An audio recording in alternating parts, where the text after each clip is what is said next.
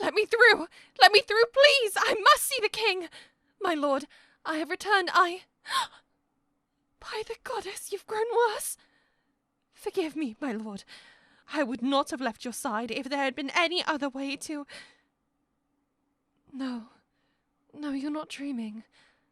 I am here with you as I swore I would always be. And I have found the answer. I finally know how to save you. Out! Out, all of you! This secret must be for the king's ears alone, or the magic will be rendered useless. Go, quickly! Good. I feared that I would never see you again. That I would arrive too late. That you would be... No, I must continue. There are things that must be shared. Your life depends on it. I know it must have come as a shock to you when the three of us left, but you must know that we would never abandon you. Listen, please. I promise I will explain everything.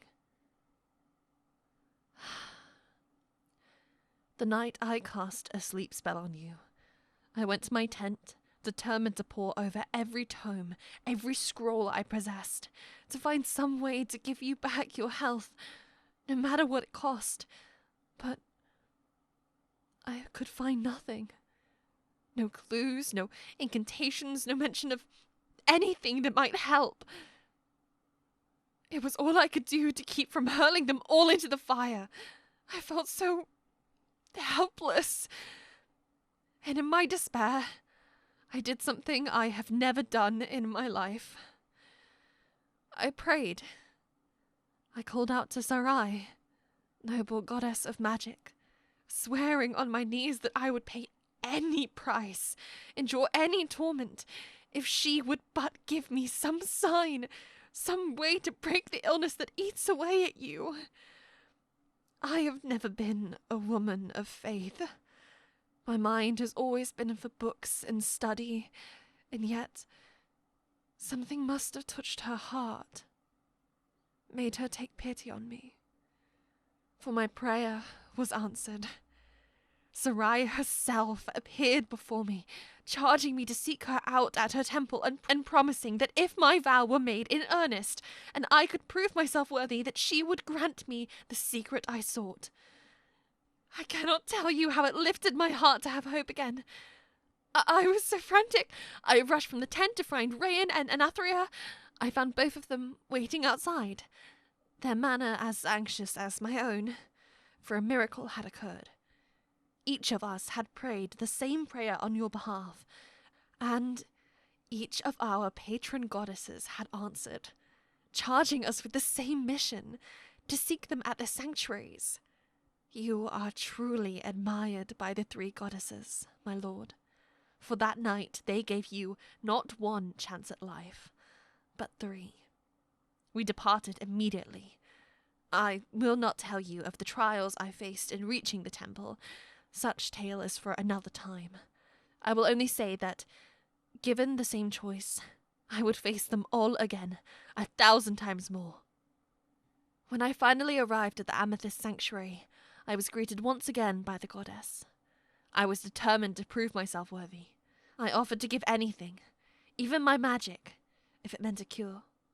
She simply smiled and asked one question. Would you be willing to give your heart, sorceress?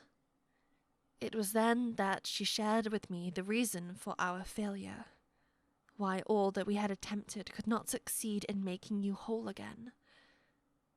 This affliction is no mere disease, my lord. It is a curse, a malady that feeds upon the darkest of despairs, that of your loneliness. You have done so much for your people, for my sister swords, for me, and asked nothing in return. And yet, in your heart burns a secret desire, a silent wish that one day you will find someone to fill the emptiness within you, to share your life and dreams, to be your strength when you have none left to give, to bring you joy. And your wish did not go unnoticed. The three saw into your heart, and they placed 3 women in your path, each a chance for the happiness you sought. Yes, me, and Rayan, and Anathria, each of us drawn to you by circumstance, each harbouring the same desire that slept within you, to have one person that would make us whole, that would see us for who we were. But we failed you, my lord. The goddesses could only bring us to you. They could not force our hand, and when faced with the greatest gift any woman could hope for, we rejected you, convinced ourselves that we were each unworthy, that you would find someone far better, that we were acting for your good. We let our fear control us, and you were the one who paid the price. Forgive me, my lord.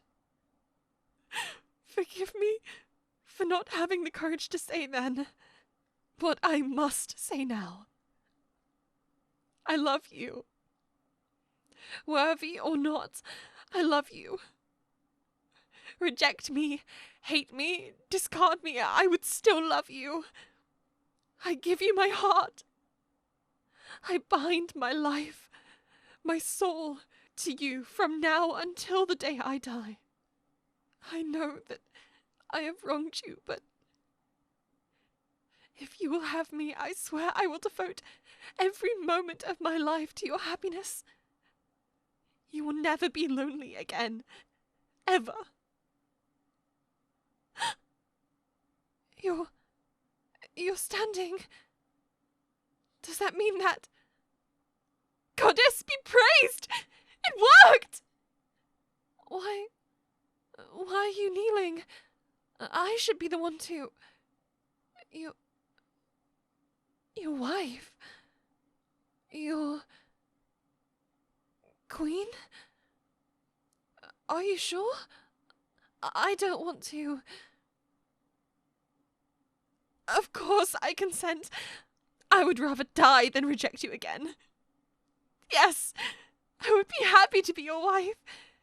It is all I have ever wanted. No, I don't think Rayan and Anathria will be upset. They only wish for your happiness just as I do, and if either of them had passed the test instead of me, then I would have gladly stood aside and watched you wed them because I would know that you would be with someone who loved you as much as I do. Now come, my lord, my husband, my love. It's time your people heard the good news that their king has at long last returned to them.